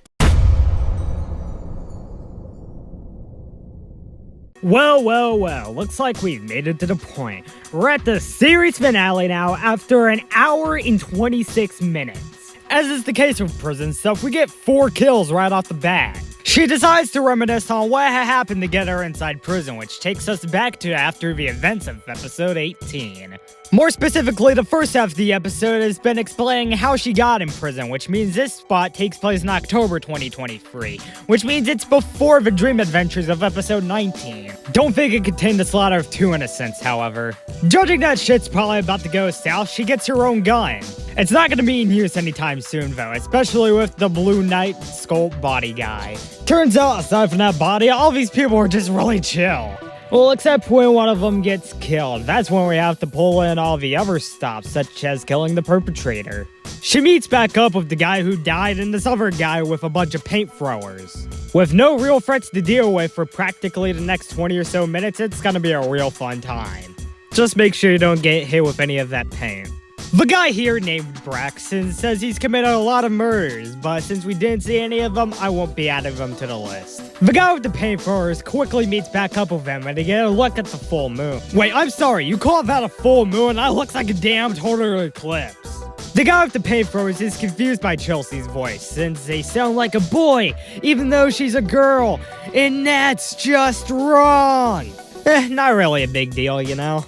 And then she and Braxton, another fellow kill counter, just stand there and point their guns everywhere. I don't know. Chelsea almost kills Smiling Tortoise before the discourse, or very light discourse inside the group, continues. She explains a bit of how she really got here in the first place. Turns out 5 months really does a lot to a person.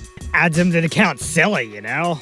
They get back down and Chelsea has a little plan for the guy. Coincidentally, this episode was not filmed on April 14th or November 22nd. Okay, quick, the guy's about to kill her as revenge. Alright, so boom, knew it. Fucking landed it. Oh, half landed it. Well, Chelsea, you knew a move like that would have made this guy kill you, dumb idiot. With that out of the way, Braxton and Chelsea start reviewing capitalism. Afterwards, Braxton and Chelsea suit themselves up and decide to go after the grenaded menace. However, it'd be foul not to let this guy in, so here, come on, you can stay with us. A minute or so ago, I called Braxton a fellow kill counter, and that's no joke. He's made over 70 kill counts, gotta mention from Zorngavoyage himself on Twitter, and also provided his voice on the parody in the Noob Across the Roblox verse episode. Alright, yeah. Hey Jenny, I got some sad news. I think V just died. Very sad news. I'm really sorry for that. Fun fact about that sequence is that I actually had the audio playing out of my actual phone while filming at about like 12 to 4 in the morning? The grenade guy has turned back into a paint guy and he's getting some kills in easy. Just look at Braxton's latest addition to the parody. So it appears that this episode is another one of those episodes. So let's do a kill speed run until the intro. First up, Chelsea and her pink burst are sniped. Then all of them are just chilling for a while. After this funny looking shot, Braxton is also killed. After 3 more minutes of chilling, more kills can be added, 2 to be exact. Eventually, the girl in there with them is also killed. After being slightly cornered, they kill an intruder coming into the helicopter. Eventually, Mr. Paint Thrower overpowers her. And then this fucking random ass shit happens. What the hell is that? Oh yeah, she also snipes another person. And also in a turn of events, she snipes the paint thrower. You came with murder and assault charges. The guy comes back and shoots both her and Braxton with his paint throwers. Variation agreement only for a guy with a sword to break it. Then Chelsea is killed with a shot from a shotgun. Then both of them get killed by the people hunting them down. And before they can get them, one green skull guy is killed before one of her desired targets and one of them themselves. Chelsea tries to hide inside a house, but for now, it's hammer time. Chelsea grabs a burst from another house before that hammered guy snipes her again. She kills the paint thrower guy before they get one on her in return. She then eventually gets inside a house where I'm honestly shocked they didn't spot her in. And also, no way that guy survived that attack. And they execute Braxton too. Those bastards. Chelsea tries to use a classic military maneuver, but it doesn't work as she and Braxton are eventually killed. They're interrogated, but this sword guy uses his sword a bit too happily. She discovers the loophole and they have to cover their tracks by shooting her. She avoids the delinquents for quite a while, but they still manage to kill Braxton. She sneaks up behind them and she actually sees them just mercilessly snipe Braxton. She's right behind me, isn't she? And with that, the murderers had the innocents incarcerated as long as this guy being killed. The guys with the authority had been entertained and killing a lot of people. And just like that, our kill speedrun ends with Chelsea dying. Also, if you're wondering what account may be off there, don't worry, I'll explain that all when we get to the end of the episode. Alright, now our kill speedrun has ended, and at this point, we are 51 minutes into the episode. How does that happen? Well, we still got another 60 of this episode left. What we've seen is the culmination of the events that led to Chelsea and Braxton getting repeatedly killed over the past 30 minutes of the episode. The guys who were so-called cops did what the cops in the prison do, kill people who've done nothing to them. Now that we're past that, we can see what happens after they get sent off to the slammer.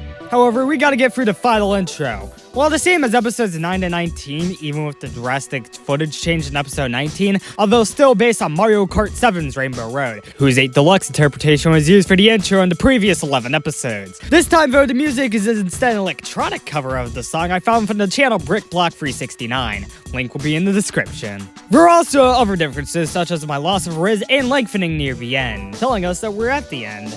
Back at the prison, Chelsea is done with her nearly hour-long recap and exits to bleeped out racism. Because of this, they probably also spot the homosexual on the loose. Chelsea came prepared for this, though, and gets into a disguise, whom this time around will be called Kyle. Hi, Kyle! Braxton enters the prison, but is immediately slammed by the authorities. Get wrecked, lol. There's a lot of muted segments due to racial slurs slung about. During the slurs, we get 2 more prisoner kills.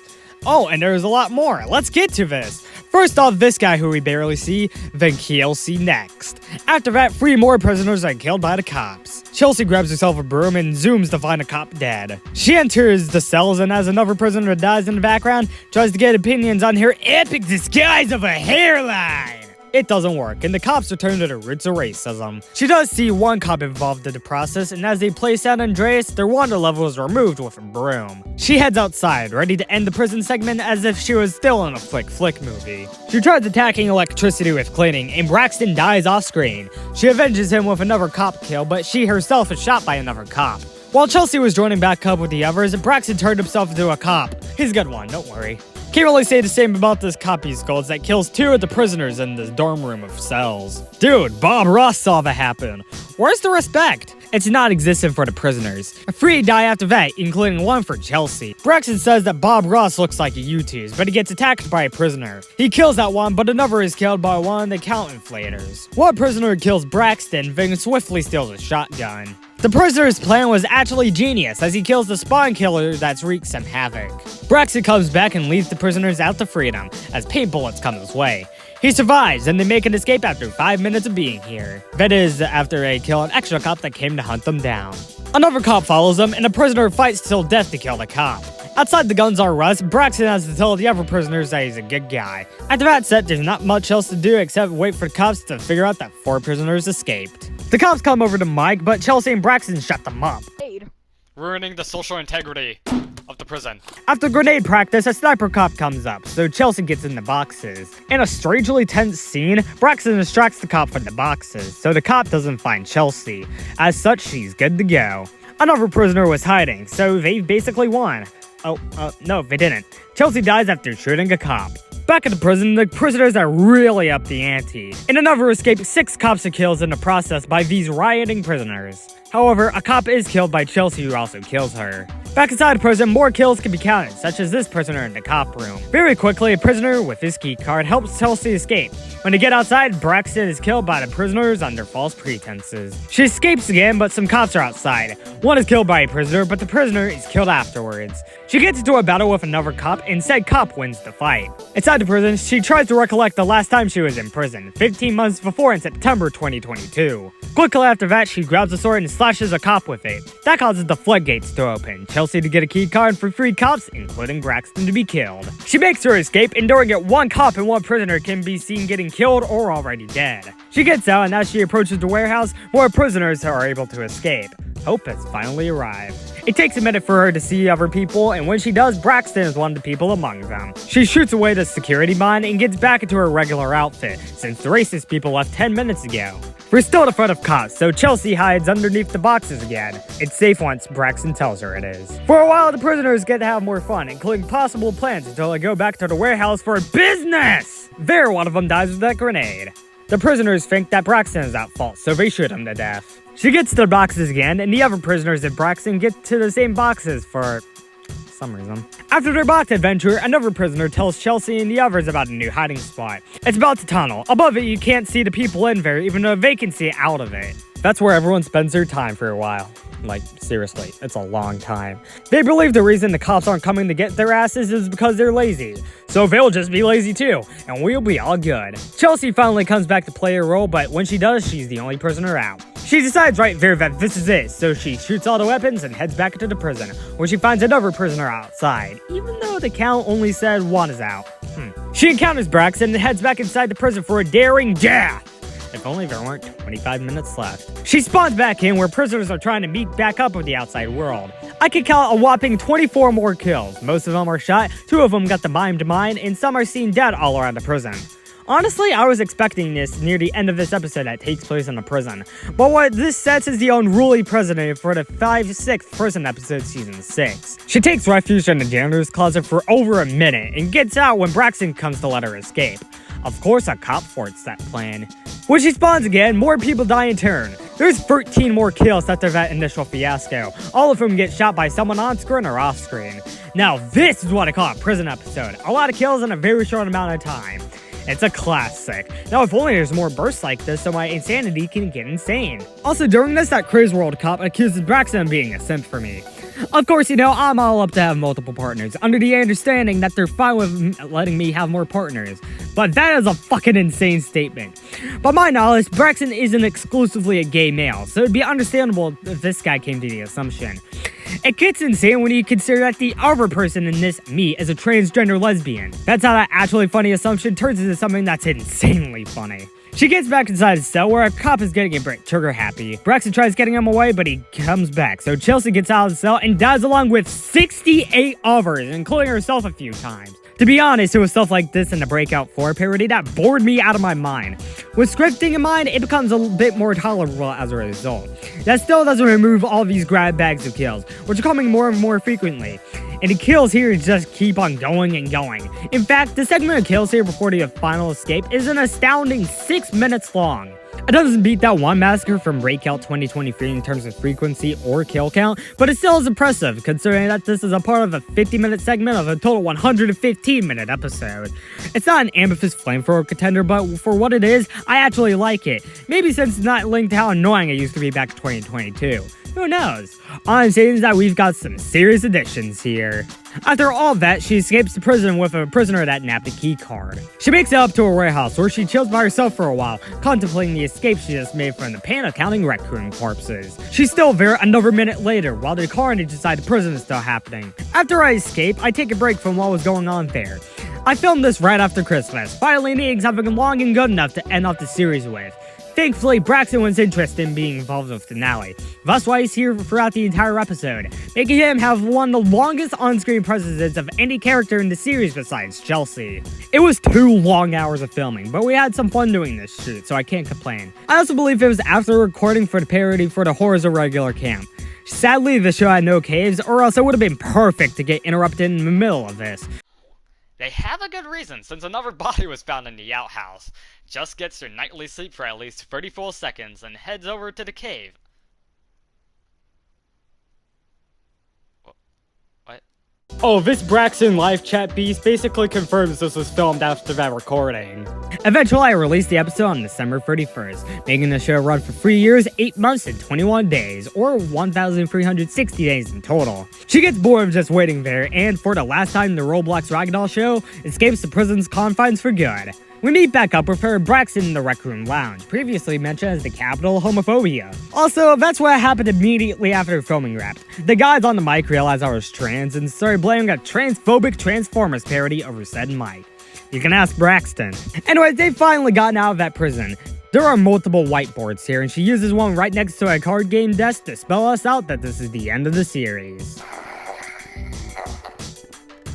He keeps on doing that. Title card! However, we still have a bit of stuff left before we can get out of this show. Back in 2021, we meet Sticky Boneless, which lines up with the third season. His first on-screen murder is seen with this guy eating at the Memeville restaurant. And yes, I said this was the first. I'm just gonna go with the assumption that this takes place before the footage. While this guy questions what's up, we meet a group of 4 at Camp Kyoke, named after my favorite of the Danganronpa characters. Anyways, all 4 end up dead, being burned, bloodletted, or impaled on trees with any sort of weapon. We see their names on the newspaper in the Mark Kaufman Police Department, based on the color coding. The person's attention is diverted to a kill that won't be counted, based on the fact that we already saw in the aforementioned Season 3 episode the footage. However, we see what comes after it, as he goes up a ladder and through the doors of Memeville. He complains about his newfound criminal history to Baller, as we see 7 bodies outside the prison. We get hit with the show's cast, with exhibits like Old Man Joe, the Season 4 racist, and the fact slingers in the original Season 7 episode 19. I was about writing shit fanfiction? Okay. After that, we see 3 photos of Sticky Boneless victims, including one that is particularly gruesome. Jesus Christ. Out of these 3 and a 4th we see now, since they can round up when we get Sticky Boneless's final tally of kills. Alright, now we're also at the point where I want to do some correcting for earlier points in this parody, so I can round the count up. So let's add a 6th Sasa intern to the count, as I missed them back in episode 3 when all that affection was going around. So now we're gonna go from the beginning of the season to the end of the season, which means we're gonna be correcting the count for this episode. That means I'd have to add 2 more kills I missed from the kill speed run before the prison segment for this episode. We're fed lore saying that Sticky Boneless isn't actually a good guy, but a murderer who killed all over the place, somehow going undetected. Part of that which isn't explained here is that he used different aliases like M and such. All of his success has ultimately led to his biggest crime ever, which we'll get back to in a few months. We get more credits and stats after that, some relating to this channel, until we reach the many ending logos. I thank family, friends, and those I love until the series ends with a memorial for the Roblox Ragdoll Show, 2020 to 2023. If the title of the episode 18 was Billions Must Die, then over 1 billion people died this season, let's find out and get to the numbers. Hey, speaking of those, I had a script for it right here, so let's look at this and...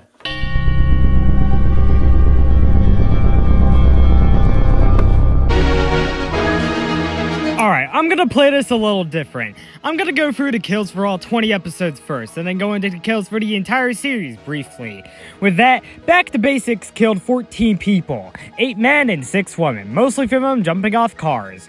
Disaster Forever had 18 more kills at 32, split between 8 men, 5 women, and 19 unknowns from the tsunami or other disasters. Disaster Ender ranks third among the season with 52 kills, 10 men, 7 women, and 35 unknown victims from many of the natural disasters. Episode 4 killed 7 people, with 2 men, 2 women, 2 zombies, and 1 unknown. 72 killed 8 people, which is divisible by 72. Its kills had 5 men, which isn't 72 divisible, and 3 women, which is. Episode 6 had a sharp decrease with only 3 kills, all men, and not of the titular character Jhon Lemon. Cartman Idolizer Boogie Woogie killed 53 people, with a very uneven distribution of 48 men and only 5 women. Recblox scaled back the kills a lot by only having a single kill, Chelsea, who's a female. Episode 9 starts off the back half with 20 kills, who I assume is split between 10 men and 10 women. I don't really know. We start to smile with episode 10, which has 31 kills, that consists of 5 male humans, 7 female humans, 3 male smilers, 10 female smilers, and 6 I couldn't quantify based on the footage on hand. Episode 11 has the kill count lower at 24, but still with a messy gender scheme of 6 human men, 9 human women, 5 smiler men, and 4 smiler women. Episode 12 has 1 less kill with 23, with those consisting of only a single human male, 4 females, 12 male smilers, and 6 female smilers. Episode 13 notched it up a bit with 30, 1 less than 10. There were 10 men, 5 women, 8 men smilers, and 7 women smilers. How delightfully happy. Episode 14 would have had none if not for 2 new recycled kills from the intro, that are 1 woman and 1 dude. Episode 15 gets 7 kills into its polyamorous relationship of kills, and it's even with 1 unknown corpse, 3 men, and 3 women. You know, if it wasn't for the corpse and the creeps, I would have joined in on it. And oh yeah, of the 3 men and the 3 women, 1 of each is a total fucking creep. Tribute to Old Man Joe kills 31 people, the same count as episode 10. All the 7 women kills are of Chelsea, which means the 24 men are the manliest men on Roblox, since they make the rest of the cast. Episode 17 only has 3 kills, with 1 unknown killed by possibly the detective, 1 Chelsea Rose, and 1 Old Man Joe. Billions Must Die has 34 kills, a far cry from a billion. But hey, at least there's almost a 3-to-1 ratio of 26 men and 8 women dying. The Wrath of Penultimacy flicks the kills down with only 5, all men but 1 being a disassembly drone. That drone specific being N. Finally, the final episode, 20, has 224 kills, with only 2 genders being in the mix, surprisingly. With the final tally of kills consisting of 161 men and 63 women. Phew. Now all 20 of these episodes stack up to have a staggering 604 kills, with the final tally of victims being cooked up of 337 men, 147 women, 63 unknown, 28 male smilers, 27 female smilers, and 2 episode 4 zombies. That gives us an ultra rare 6-part pie chart that'll have a 9.44% chance of getting you infected, so don't need it. Comparing the episodes directly to each other, episode 20 has by far the most, but it's also the series' longest episode.